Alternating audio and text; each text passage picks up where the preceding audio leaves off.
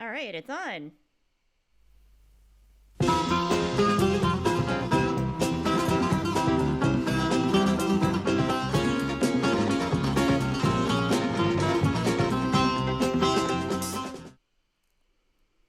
Hello, Lunchtime listeners. Welcome to the fourth episode of Lunchtime with Monica Chu.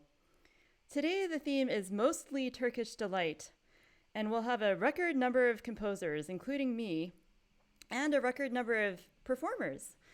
So, for the first time, we'll be having a guest performer. Her name is Ginevra Petrucci, and she's a flautist. And I was able to speak to her earlier this week, and here's the interview that we did. Hello, Lunchtime listeners. Today's special guest on Lunchtime with Monica Chu is flautist Ginevra Petrucci. She is our very first guest performer. Ginevra and I met in March at a new music festival, and shortly afterwards, I wrote her a very short piece. This piece and 23 others were just released as an album featuring Ginevra on Flauto d'Amore. 100% of the proceeds of this album go to the New Music Solidarity Fund, an artist relief fund that supports new music performers. The link to buy this album and support this artist relief fund is in the video description. Thank you for joining us, Ginevra. Hi, Ginevra. It's so great to see you, and thanks for coming on the show. Hi, Monica. Thank you. It's really great to be here. Can we hear a little bit about your life and how you came to be a musician? Of course. So I'm originally Italian, although I've been living in the States for many years now. And I come from a family of musicians. My father is a flutist. My grandfather was a flutist. My mother is a pianist. So it's a very musical family.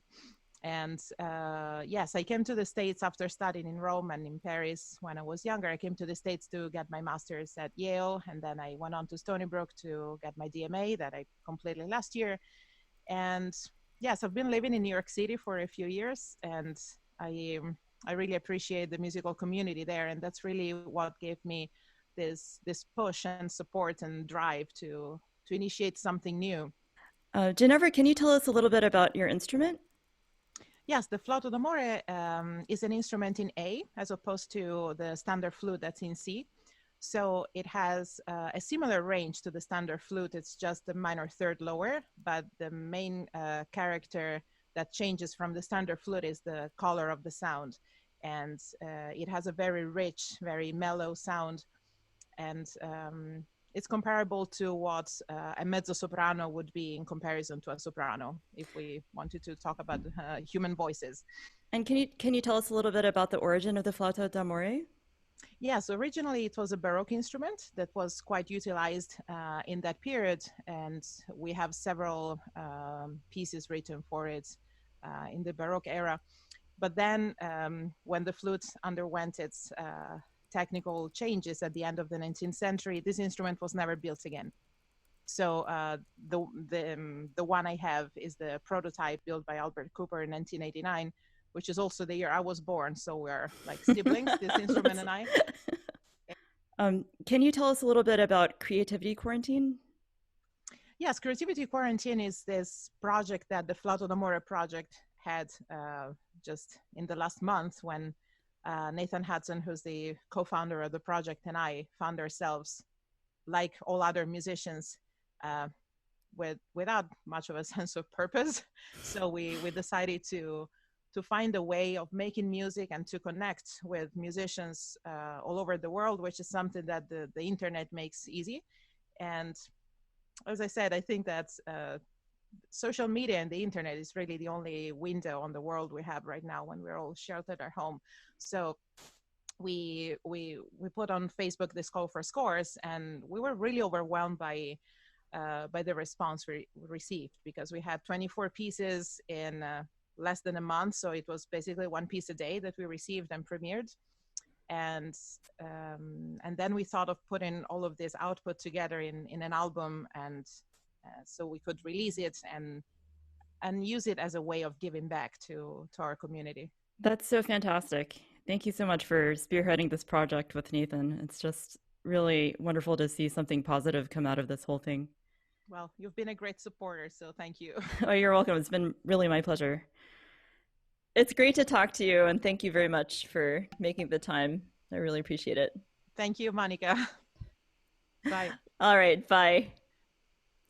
So Ginevra will be playing two pieces today. The first piece is on the program. She'll be playing the piece that I wrote, Evening Walk, which was inspired by a Turkish havasi, or a country dance. And then, because I like her playing so much and the piece that I wrote is very short, she'll also be playing the first movement of the Werner Henze Sonatina for flute and piano. And she'll be playing that with Bruno Canino on piano. Here's a picture of Henze with his dog looking very cute. And then it'll be time for the piano portion of the program, starting with the teacher of Henze. His name is Wolfgang Fortner, and I'll be playing the Passacaglia from his Kammermusik for piano. And Passacaglia is a type of piece where the bass line is repeated over and over again, sort of like Pachelbel's canon in D, except in this case, the left-hand Passacaglia theme is a tone row, where every note in the 12-note Western chromatic scale is repeated once. And then it'll be time for the Turkish part of the program. And you might ask yourself, why did I choose to include two German composers on a program of mostly Turkish delight?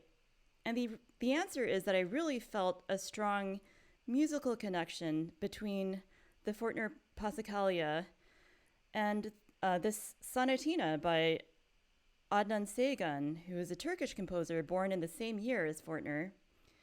And I'll be playing the middle movement of a Sonatina, and it has a beginning and an ending that features a Passacaglia-like left-hand ostinato, which you can see here in the score if you can read music.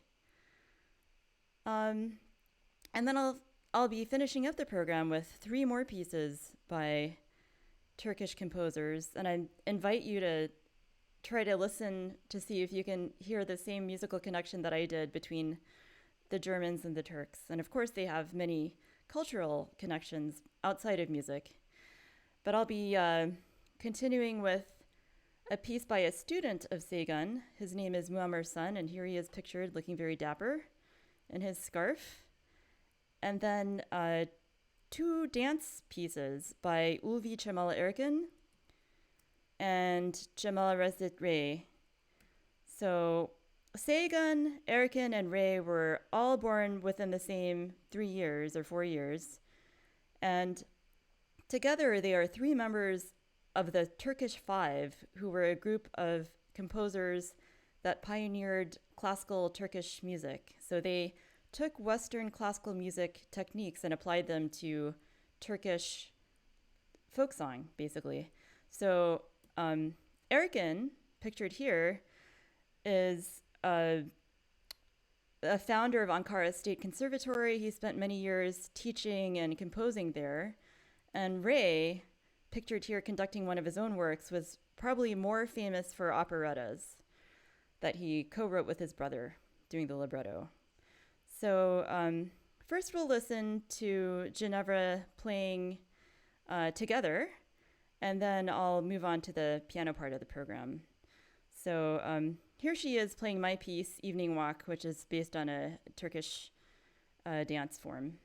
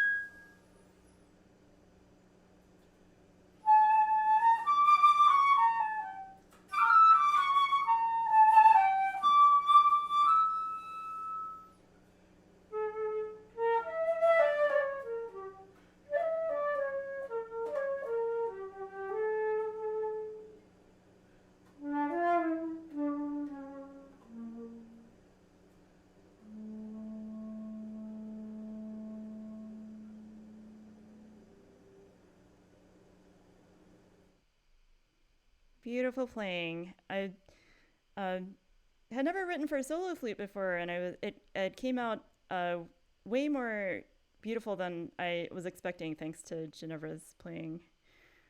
So I was really happy to be part of the Creativity Quarantine project.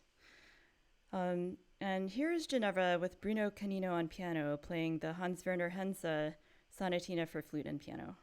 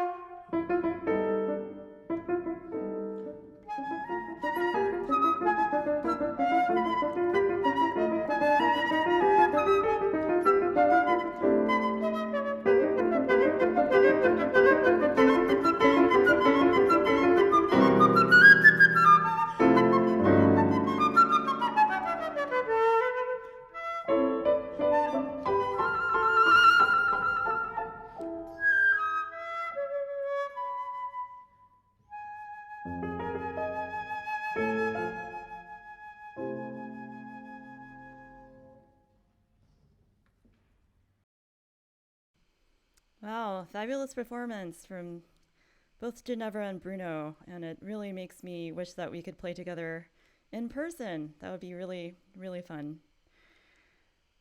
So thank you for the beautiful performance, Ginevra. That was really great not to have to play the whole program. So now I'll just recap the piano portion of the program. So I'll start with the one German piece, the Fortner Passacaglia, and then move on to the Saygun, Sonatina, Lament by Muammer's son from Country Colors, Ulvi, Cemal, Erkin, Zeybek from his set called Impressions, and Cemal Resit, his 8th Turkish folk song out of 10. So I'll just be a minute.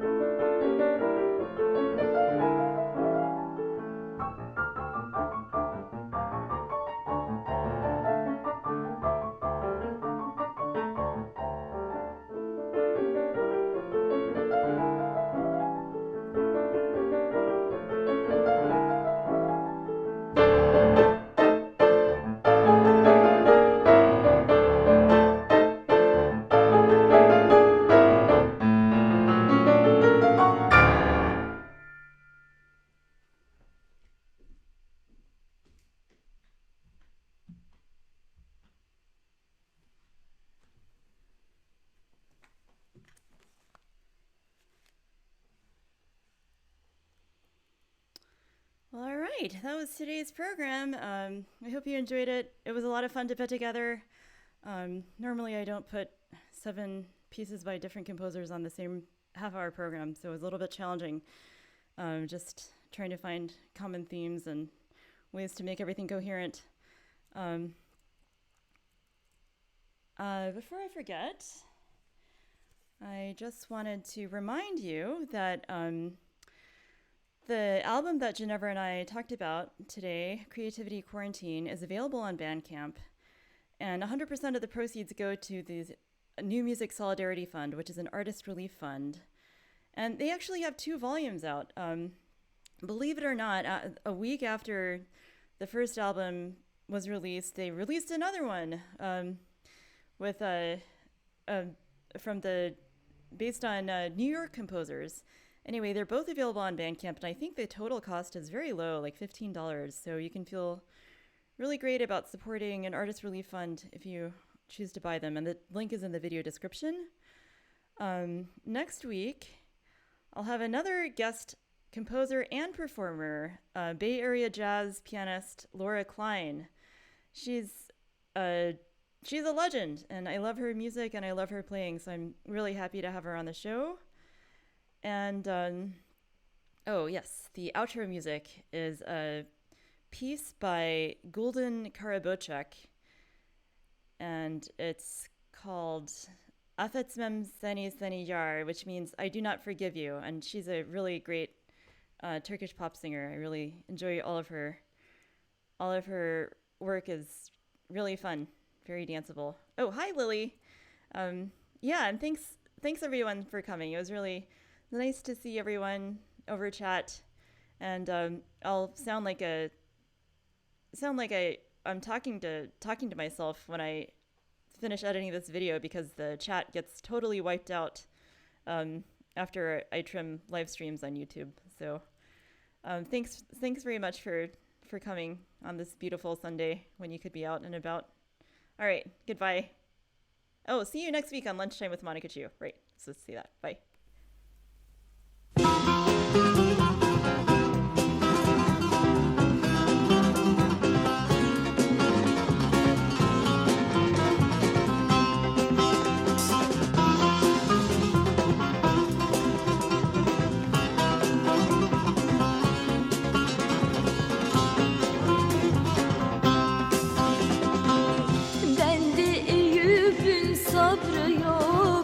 Affetmem seni sevdiğim, barım yanık, gönlüm kırık. Affetmem seni yar, affetmem seni yar. Affetmem seni yar, affetmem seni yar. Affetmem seni yar, affetmem seni yar.